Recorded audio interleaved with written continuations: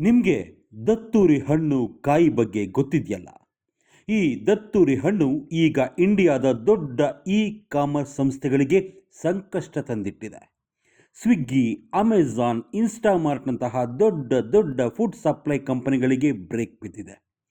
Actually ಆಗಿರೋದೇನೆಂದರೆ, ಬೆಂಗಳೂರಿನ ವಿನಯ ಅನ್ನೋರು ಮನೆಗೆ ಬೇಕಾದ ದಿನಸಿಗಳನ್ನು ಆನ್ಲೈನ್ನಲ್ಲಿ ಆರ್ಡರ್ ಮಾಡಿರ್ತಾರೆ. ಜಸ್ಟ್ 250 ರೂಪಾಯಿ ದಿನಸಿ ವಸ್ತುಗಳಿಗೆ ದತ್ತೂರಿ ಹಣ್ಣನ್ನು ಫ್ರೀ ಕೊಟ್ಟಿರ್ತಾರೆ. ಹಣ್ಣಲ್ವಾ, ಏನು ಪ್ರಾಬ್ಲಮ್ ಇರಲ್ಲ ಅಂದ್ಕೊಂಡ ಮಗಳು ಅಮ್ಮಂಗೆ ತಿನ್ನೋ ಕೊಟ್ಟಿದ್ದಾರೆ. ಆ ಅಮ್ಮ ತಿಂದಿದ್ದಾರೆ.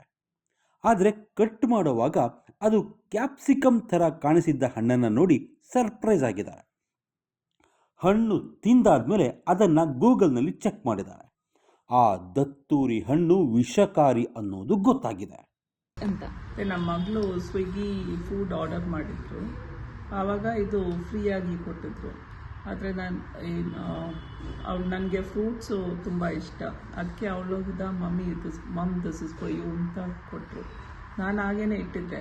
ಮತ್ತು ನೆಕ್ಸ್ಟ್ ಡೇ ಏನೋ ನಾನು ಈವ್ನಿಂಗ್ ಸ್ವಲ್ಪ ಏನೋ ತಿನ್ನಬೇಕು ಅಂದರೆ ನೋಡೋಣ ಈ ಫ್ರೂಟ್ ನಾನು ಕೇಳಿಸ್ಲೇ ಇಲ್ಲ, ಎಲ್ಲಿನೂ ಕೇಳಲಿಲ್ಲ ಇದು ದತ್ತೂರ ಅಂತ. ಕಟ್ ಮಾಡಿದಾಗ ಫುಲ್ ಸೀಡ್ಸು, ಕ್ಯಾಪ್ಸಿಕಮ್ ಥರ ಒಳಗಡೆ ಏನು ಸೀಡ್ಸ್ ಇದೆ ಅದೇ ಥರ ಸೀಡ್ಸು. ಅದೊಂದು 2-3 ನಾನು ತೆಗೆದು ಬಾಯಿನಲ್ಲಿ ಹಾಕಿ ಆಮೇಲೆ ನಾನು ಗೂಗಲ್ನಲ್ಲಿ ನೋಡಿದೆ ಏನು ಅಂತ. ಫಸ್ಟ್ ಟಾಕ್ಸಿಕ್ ಅಂತ ಹೇಳಿದಾಗಲೇ ನಾನು ಭಯ ಆಯಿತು ನನಗೆ. ಆಮೇಲೆ ಫುಲ್ ಅದು ನಾನು ಗಾಗಲ್ ಮಾಡಿದೆ. ಆಫ್ಟರ್ ಏನು ಹೆಲ್ತ್ ಅಪ್ಸೆಟ್ ಆಯಿತು ಅಂತ? ಇಲ್ಲ, ಆವಾಗ ಏನೂ ಆಗಲಿಲ್ಲ. ಆದರೆ ಇದು ಮಕ್ಕಳು ಹಸ್ಬೆಂಡು ಇಲ್ಲ ಹಾಸ್ಪಿಟಲ್ಗೆ ಹೋಗ್ಬೇಕು ಇವಾಗಲೇ. ನಾನು ಹೇಳಿದೆ ಏನೂ ಆಗಲಿಲ್ಲ. ಇಲ್ಲ ಹಾಸ್ಪಿಟಲ್ ಹೋಗೋದಿದ್ರೆ ಆ್ಯಂಬುಲೆನ್ಸ್ ಕರ್ತೀನಿ, ಆ್ಯಂಬುಲೆನ್ಸ್ನಲ್ಲಿ ಹೋಗ್ಬೇಕು. ಆಮೇಲೆ ನಾನು ಹೋದೆ. 2 hours ನಾನು ಅಲ್ಲೇ ಇದ್ದೆ ಅಂಡರ್ ಅಬ್ಸರ್ವೇಷನ್. ಆದರೆ ಡಾಕ್ಟ್ರು ಹೇಳಿದ್ರು ಏನಾದರೂ ಪಾಲ್ಪಿಟೇಷನ್, ಚೆಸ್ಟ್ ಪೇನ್ ಏನಾದರೂ ಬಂದರೆ ಇಮ್ಮಿಡಿಯೇಟು ಬರಬೇಕು ಅಂತ. ಓಕೆ. ಸೊ ಅಂದರೆ ಇವಾಗ ರೈಡ್ ಕೂಡ ಆಗಿದೆ. ಸೊ ಫುಡ್ ಡಿಪಾರ್ಟ್ಮೆಂಟ್ ಅವರು ಇದನ್ನ ಲೈಸೆನ್ಸನ್ನ ತಾತ್ಕಾಲಿಕವಾಗಿ ಸ್ಟಾಪ್ ಮಾಡಿದ್ದಾರೆ. ಅದೇ ಏನಾದರೂ ಮಕ್ಕಳು, ನನಗೆ ಫೋನು ಗೂಗಲು ಎಲ್ಲ ಇದೆ. ಬೇರೆ ಅನ್ಎಜುಕೇಟೆಡ್ ಯಾರಾದರೂ ತಿಂದರೆ, ಇಲ್ಲಾಂದರೆ ಮಕ್ಕಳು ತಿಂದ್ಬಿಟ್ಟಿದ್ರೆ ಅದು ಅಷ್ಟು ಟಾಕ್ಸಿಕ್ಕು, ಇಮಿಡಿಯೇಟ್ ಏನಾದರೂ ಆಗ್ತದೆ. ಓಕೆ. ಈಗ ಸೊ ಪಬ್ಲಿಕ್ಗೆ ಏನು ಹೇಳ್ತಾರೆ ಮೇಡಮ್? ಯಾಕಂದರೆ ಗೊತ್ತಿಲ್ದಿರೋ ಫುಡ್ನ ತಗೊಳ್ಳೋದು ತುಂಬ ಫ್ರೀಯಾಗಿ ಹೀಗೆ ಸಿಕ್ಕಿದ್ರೆ ಏನು ಯೂಸ್ ಮಾಡಬಾರ್ದು, ತಿನ್ನಬಾರ್ದು ಅಷ್ಟೇ, ಗೊತ್ತಿಲ್ಲದಿದ್ದರೆ. ತುಂಬ ಡೇಂಜರಸ್ ಇದು. ಯುವರ್ ಗುಡ್ ನೇಮ್ ವಿನಯ. ಆಮೇಲೆ ಅದು ಅದ್ ಜೊತೆನಲ್ಲಿ ಇದು ಫ್ರೀ ಆಗಿ ಕೊಟ್ರು. ಅವರು ಎಷ್ಟು ಬಿಲ್ ಆಗಿತ್ತು ಟೋಟಲ್ 244. ಇವರು ಕಾಂಪ್ಲಿಮೆಂಟರಿ ಅಂತ ಕೊಟ್ಟಿದ್ರು. ಕಾಂಪ್ಲಿಮೆಂಟರಿ ಅಂತ ಕೊಟ್ಟಿದ್ದಾರೆ. ಅದ್ರಲ್ಲಿ ಏನ್ ಮೆನ್ಷನ್ ಮಾಡಲು ಪಾಕೆಟ್ ಕವರ್ ಮಾಡಿ ಅದ್ಮೇಲೆ ಇದನ್ನ ನಾಟ್ ಫಾರ್ ದ ನೋಡಿ, ನೀವೇ ನೋಡಿ, ಇದು ಇಲ್ಲಿದೆ, ನೀವೇ ನೋಡಿ ಗ್ರೀನ್ ಡಾಟ್ಸ್ ಮಾತ್ರ ಇಲ್ಲಿದೆ. ಇವಾಗ ಈ ಗ್ರೀನ್ ಡಾಟ್ ಏನ್ ಸಿಗ್ನಿಫೈ ಆಗುತ್ತೆ?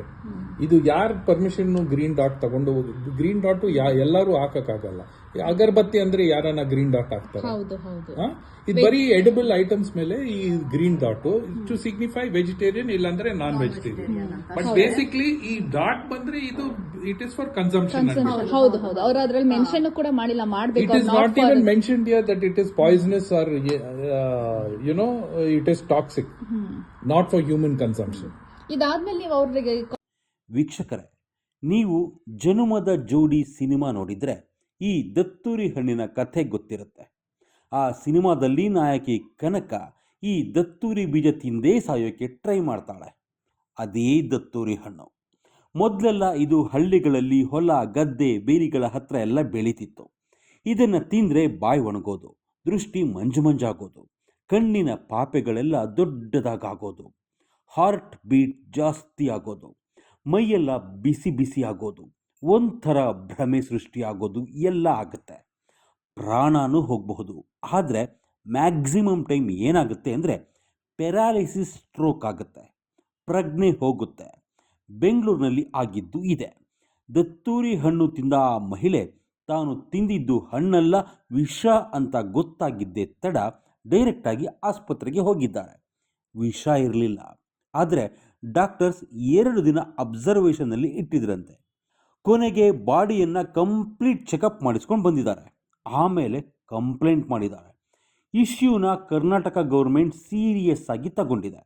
ಫುಡ್ ಐಟಮ್ ಸಪ್ಲೈ ಮಾಡೋ ಕಂಪನಿಗಳಿಗೆ ನಿಷೇಧ ಹಾಕಿದೆ.